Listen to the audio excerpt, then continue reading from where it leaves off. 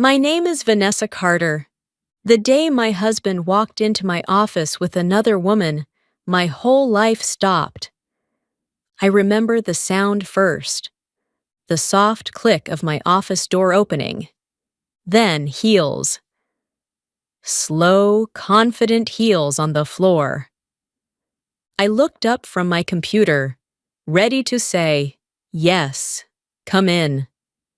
But the words died in my throat, because standing there was my husband, and next to him, a woman I had never seen before. She was young, stylish, perfect hair, perfect smile, and she was holding his arm, like she belonged there, like he belonged to her. My heart started beating so fast, I thought I would faint. "Vanessa," he said, like nothing was wrong. "We need to talk." I didn't answer. I couldn't. Because in that moment, I already knew something in my life was about to break. Let me take you back. Because this didn't start that day. It started long before that. Back when I still believed my marriage was safe. Back when I trusted him. I met my husband Oliver 8 years ago. It was at a small company event. I worked in accounting. Quiet job. Quiet life. He worked in sales.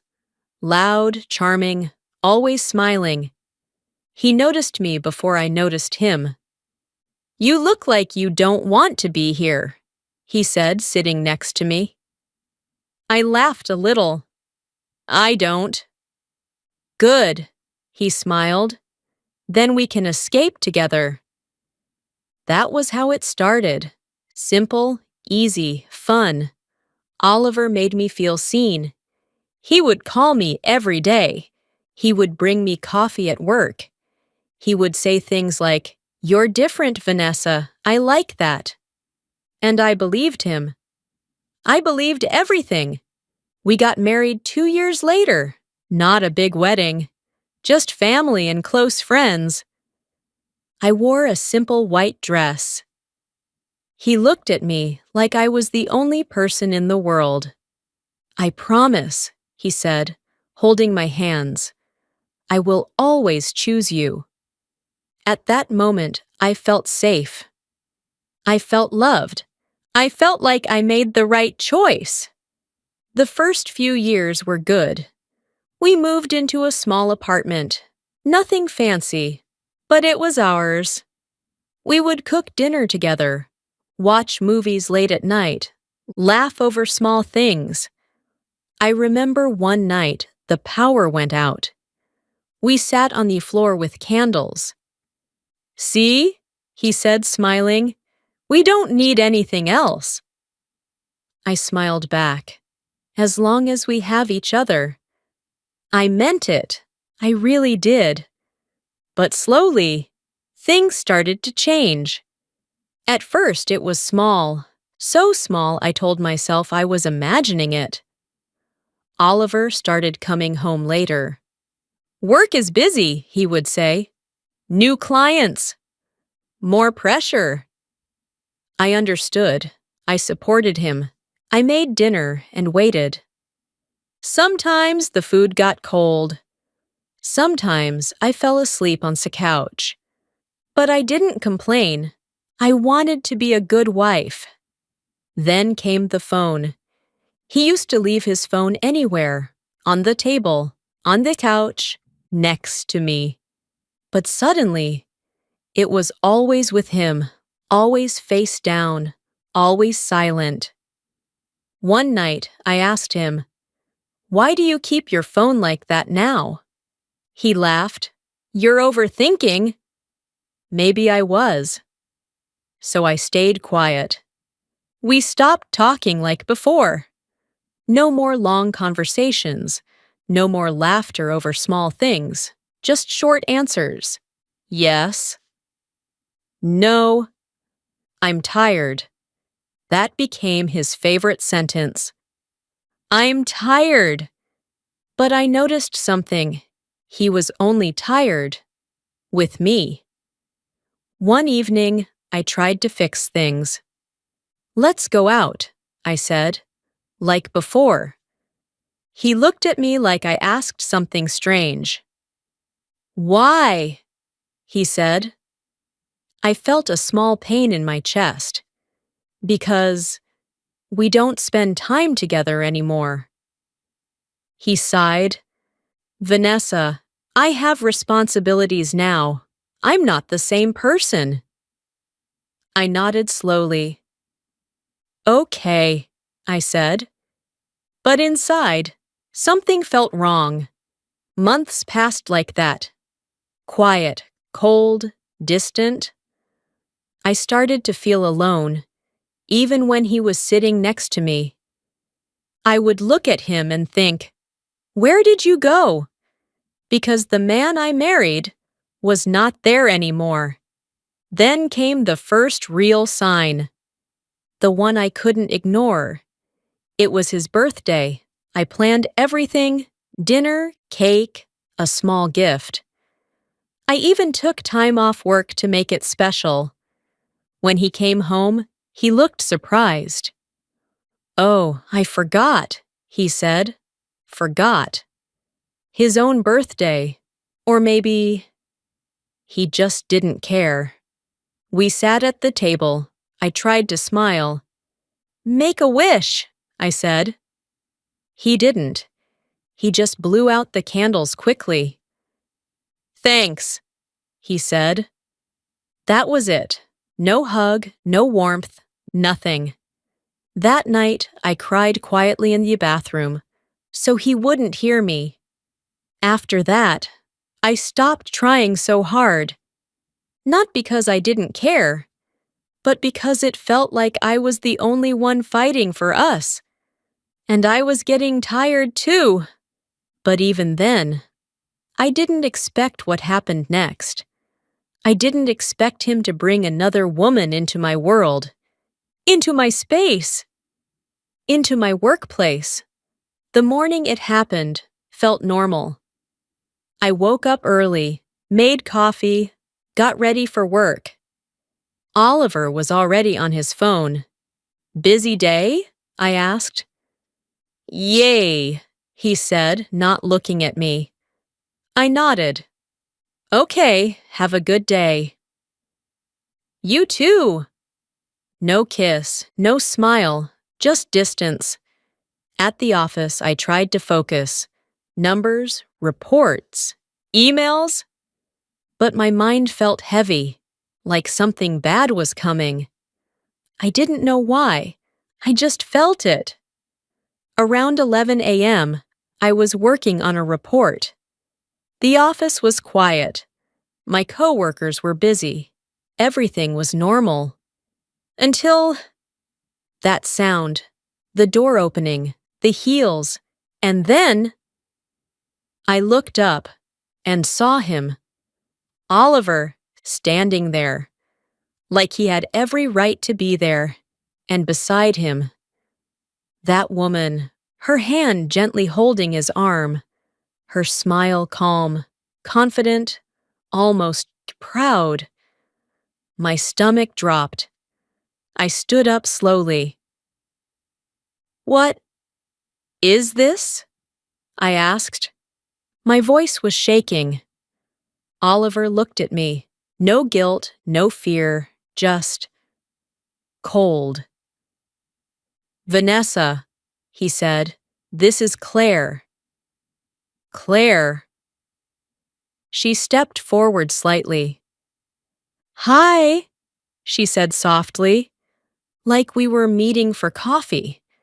Like this was normal. I couldn't breathe. I looked at him again. "What is this?" I repeated. This time louder. My coworkers started to look. I didn't care. Because in that moment, my world was starting to break. And I knew whatever he was about to say next would change everything. My hands were shaking. I could feel everyone in the office watching us. But all I could see was Oliver. And the woman next to him, Claire? I didn't know her, but something about her made my chest feel tight, like she already knew everything about me, and I knew nothing about her. "What is this, Oliver?" I asked again. This time my voice was lower, more controlled. But inside, I was breaking. He took a small breath. Then he said, "Can we talk somewhere private?" I let out a short, bitter laugh. "Private?" I said. "You walked in here like this, and now you want privacy?" Claire shifted slightly, still holding his arm. That small movement made my heart hurt more than I expected. Like she was comfortable, like this wasn't new to her. "Vanessa," Oliver said, a little more serious now. "Please." I looked around. People were pretending to work, but I knew they were listening, watching, waiting. I didn't want this scene, not here, not like this. "Fine," I said. I grabbed my phone and walked past them. I didn't even look at Claire again, because I was afraid, if I did, I might lose control. We went into a small meeting room. The door closed behind us. The silence inside felt heavy. I stood near the table. Oliver and Claire stood across from me, together, always together. That hurt more than anything. "Start talking," I said. I crossed my arms, trying to look strong, trying not to cry. Oliver looked at Claire, then back at me. "This is Claire," he said again, like that explained everything. "I heard her name," I replied. "I'm not deaf." Claire took a small step forward. Her voice was calm. "I think it's better if Oliver explains," she said. Polite, careful, like she was the good person in this story. I felt anger rise in my chest. "Explain what?" I said, looking at him. "Explain why you came here with her? Explain why she's touching you like that? Or explain why I feel like I don't even know you anymore?" My voice was shaking again. I hated that. I didn't want to look weak, not in front of her. Oliver sighed. Like this was difficult for him. Like he was the one hurting. "Vanessa, things haven't been good between us for a long time." I stared at him. "Things haven't been good because you stopped trying," I said. "That's not fair," he replied quickly. "Not fair?" I almost laughed again. "You disappear, you come home late, you don't talk to me, and now you walk in here with another woman, and you say I'm not fair?" Claire looked down, but she didn't move away from him. Not even a little. "I didn't plan to hurt you like this," Oliver said. That sentence. That stupid sentence. It felt like a knife. "You didn't plan?" I repeated slowly. "So this just happened? You just woke up one day and thought, 'Let me bring another woman to my wife's office'?" He didn't answer, and that silence told me everything. "How long?" I asked. The question came out before I could stop it. "How long has this been going on?" Oliver hesitated. Just for a second. But I saw it, and it hurt. "A few months," he said. "A few months." I felt like the room was spinning. "A few months," I repeated softly. Then I laughed. But it wasn't a happy laugh. It sounded empty. "Wow," I said. "So all those late nights, All those "I'm tired." That was her? He looked uncomfortable. Vanessa! Answer me! I shouted. Yes, he said. Just one word. But it broke something inside me. I looked at Claire. Really looked at her this time. You knew he was married? I asked. She didn't look away. Yes, she said quietly. That answer shocked me more than anything. No shame, no guilt, just honesty. I didn't know if that made it better or worse. And you're okay with this? I asked. She took a small breath. I care about him, she said. Simple, direct. Like love was enough to justify everything. I felt tears in my eyes, but I refused to let them fall, not yet. I looked back at Oliver. So what now? I asked. What is this? Why are you here? He finally stepped forward, but not close enough. Never close enough. I think we need to be honest, he said. Honest. Now he wanted honesty, after months of lies. I'm listening, I said. My voice was quiet now. Too quiet. I don't think this marriage is working anymore, he said. There it was. The words I feared. But hearing them still hurt. I've been unhappy, he continued, for a long time. I shook my head slowly. You never told me that. I tried. No, you didn't, I cut him off. You stopped talking. That's not trying. He looked frustrated. This is exactly the problem, he said. We don't understand each other anymore. I felt anger again. Understand, I said. I waited for you. I supported you. I stayed when you changed. What part of that is hard to understand? He didn't answer, because he couldn't. Claire spoke again, soft, careful. Maybe it's just time to move on. I turned to her. Don't, I said. Just one word, but full of warning. This is my marriage, I continued. You don't get to give advice. She nodded slightly, but I could see it in her eyes. She already felt like she belonged in his future. So this is it? I asked Oliver. You bring her here? To tell me it's over? He looked tired. Yes, he said. That word again, simple, cold, final.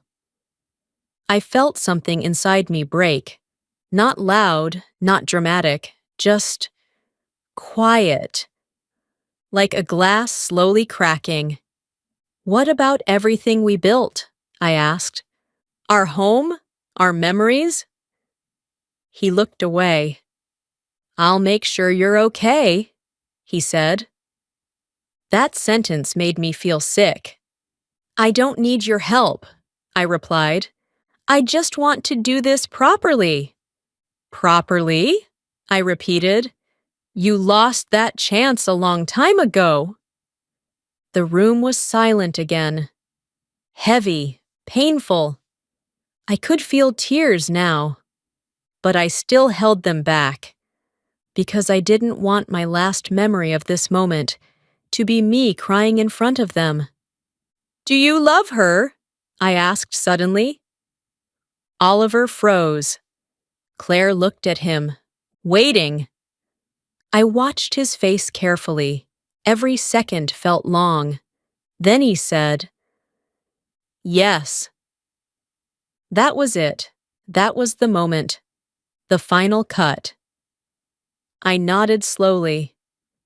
Okay, I said. My voice sounded strange, like it didn't belong to me. Okay. I turned away from them. I needed air. I needed space.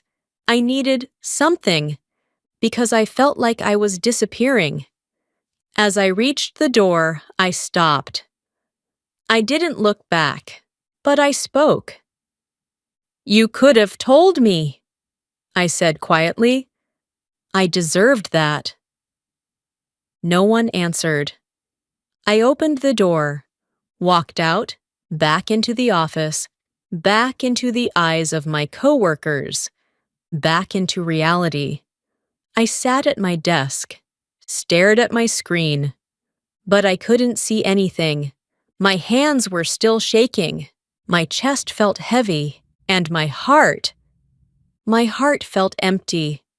Behind that meeting room door, my marriage ended, but the pain, the real pain, was only just beginning. I don't remember how long I sat there. Minutes, maybe hours. My screen was still open, numbers and emails in front of me.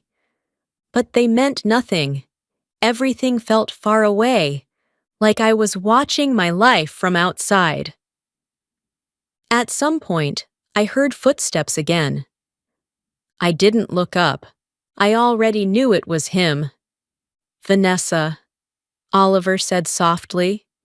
I closed my eyes for a second, then opened them, slowly. What? I asked.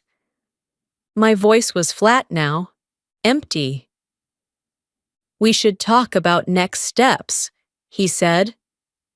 Next steps. Like this was a business deal, like we were not married for 8 years. I let out a small breath. Next steps? I repeated. He nodded. Yes. The apartment. Finances. We should be clear. I turned my chair to face him.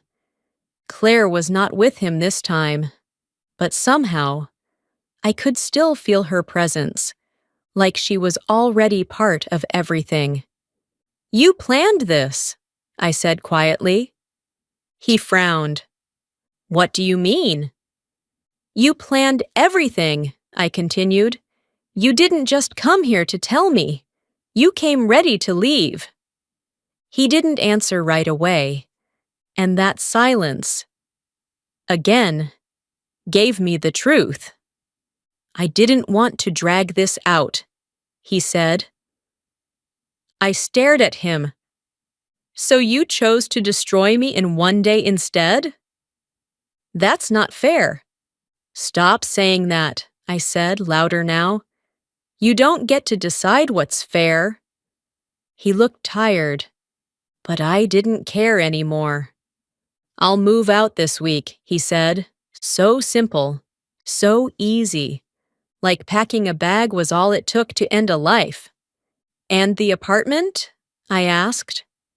We can sell it, he replied. Or you can stay if you want. I'll help with the payments for a while. Help. That word again. It made me feel small, like I needed him, like I couldn't stand on my own. I don't want your help, I said. You don't have to be stubborn, he replied. I'm not stubborn, I said. I'm just done being treated like I'm nothing. He looked at me, really looked at me, maybe for the first time in months. But it was too late. I never said you were nothing, he said quietly. You didn't have to, I replied. You showed me. That hit him. I saw it in his face. But again, too late. There was a long silence between us. Then he said something that broke me in a different way. Claire and we're serious. I felt my chest tighten. I thought I had already felt the worst pain, but I was wrong. How serious? I asked. My voice barely came out. He hesitated, then said, We're moving in together. My heart dropped. Moving in. Already. Everything was already decided. Everything was already happening. And I was the last person to know. I laughed again. That empty laugh. Wow, I said. That was fast.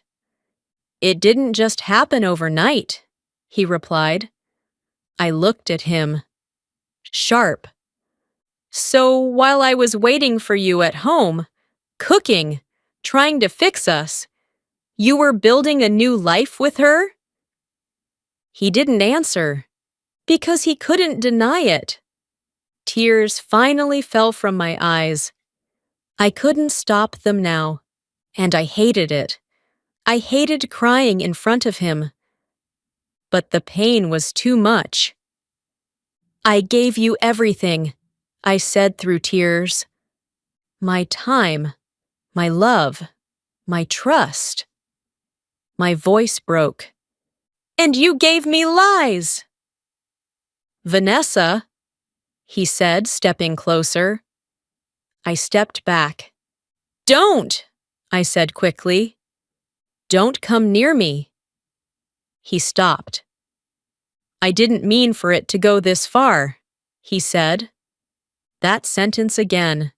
Different words, same meaning. No responsibility, no real regret. You made choices, I said. Every day, every lie. Every time you looked at me and pretended everything was fine. He stayed silent. I would have understood if you were unhappy, I continued. We could have talked. We could have fixed things or ended things with respect. My voice became stronger. But you didn't give me that chance. He looked down. I know, he said quietly. That was the first real thing he said, but it still wasn't enough. Do you love me at all? I asked. I didn't know why I asked. Maybe I needed to hear it. Maybe I needed closure. He took a long breath, then said, I care about you. Care, not love, not anymore. I nodded slowly. Thank you, I said. My voice was calm now, strangely calm, because something inside me had finally accepted the truth. You should go, I said. He looked surprised. What? You've said everything, I continued. There's nothing left. Vanessa. Go, I repeated, this time stronger. He stood there for a moment, like he wanted to say something else, but he didn't. He turned and walked away. I watched him leave, the man I loved, the man I trusted, the man who promised to always choose me, walking out without looking back. The moment he disappeared, I broke, completely. I covered my face with my hands, and I cried. Not quietly this time, not hiding. I cried like I lost everything. Because I did. My coworker, Melissa, came over. Vanessa, are you okay? She asked softly. I shook my head. No, I whispered. I'm not okay. She sat next to me, put a hand on my shoulder. It's going to be okay, she said. I wanted to believe her, but I couldn't, not yet. That day, I left work early. I couldn't stay. I couldn't think. I couldn't breathe in that space anymore. When I got home, the apartment felt different, cold, empty, like it already knew. I walked into the living room. Everything looked the same. The couch, the table, the photos on the wall. But it didn't feel like home anymore. I saw our wedding photo, me in my white dress, him smiling at me, happy, in love. Or at least, I thought so. I walked closer, picked it up. My hands were shaking again. "Why?" I whispered. But there was no answer. I went into the bedroom, opened the closet. His clothes were still there, shoes on the floor, his jacket hanging on the side. Everything normal! But nothing was normal anymore. I sat on the bed, and memories came rushing in. All the small moments, the laughs, the quiet nights, the promises. Were they real, or was I just blind? My phone buzzed. A message from Oliver. "I'll come tomorrow to get my things." That was it. No apology, no emotion, just information. I stared at the message. Then slowly, I put my phone down. That night was the longest night of my life. I didn't sleep. I just lay there, staring at the ceiling, thinking about everything, every moment, every sign I ignored. I blamed myself. Maybe I wasn't enough. Maybe I changed.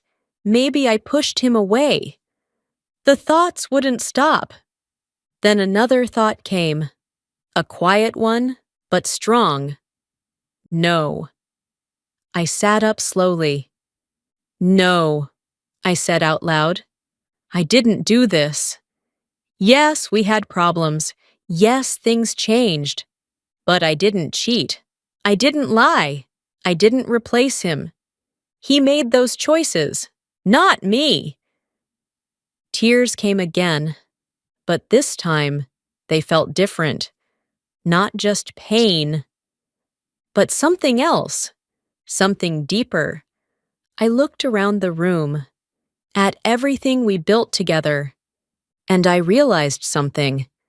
This was the end, not just of a marriage, but of the person I used to be, the one who waited, the one who ignored the signs, the one who stayed silent.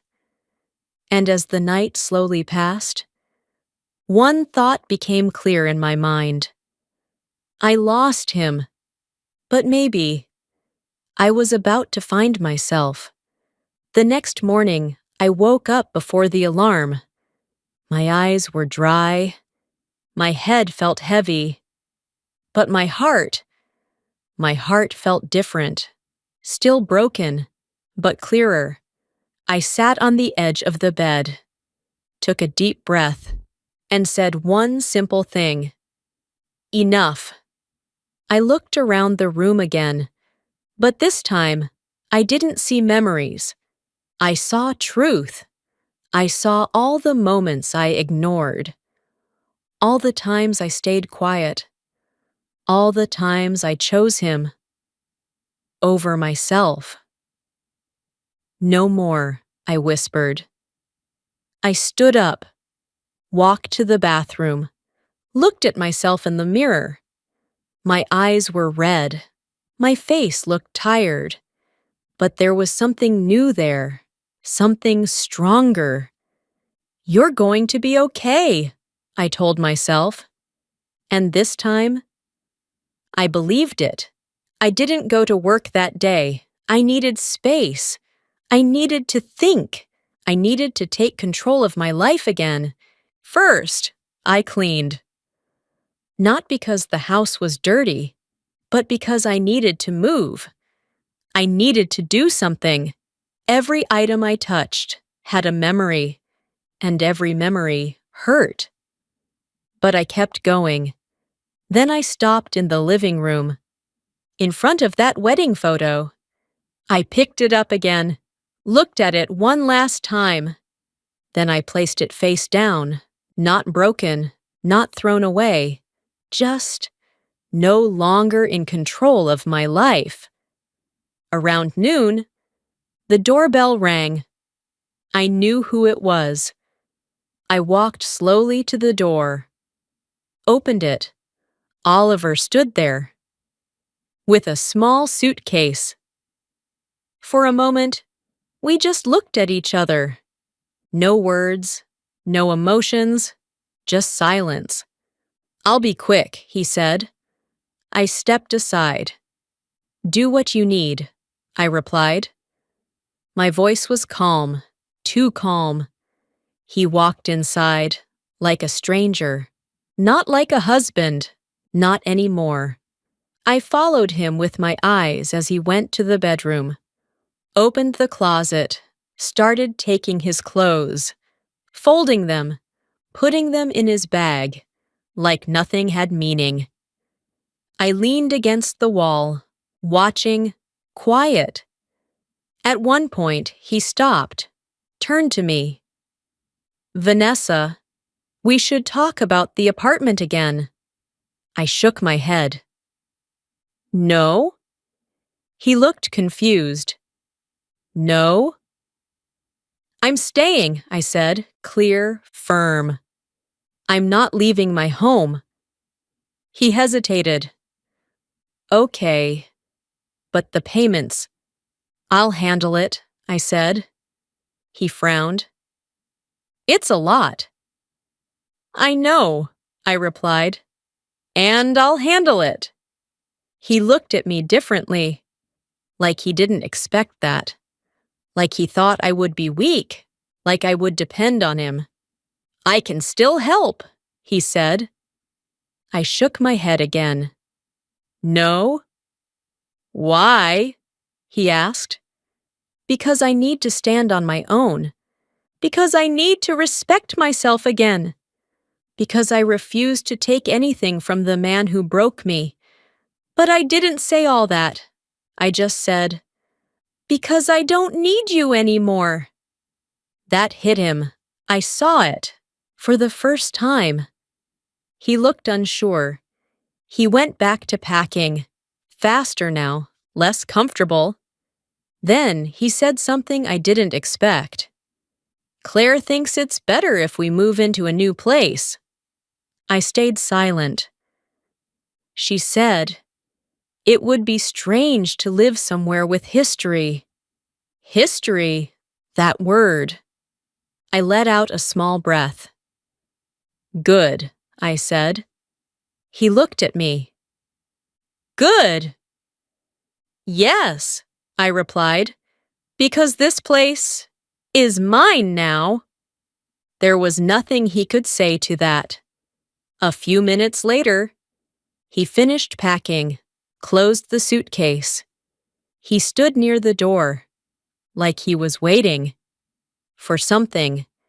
Maybe for me to stop him, maybe for me to cry, maybe for me to ask him to stay.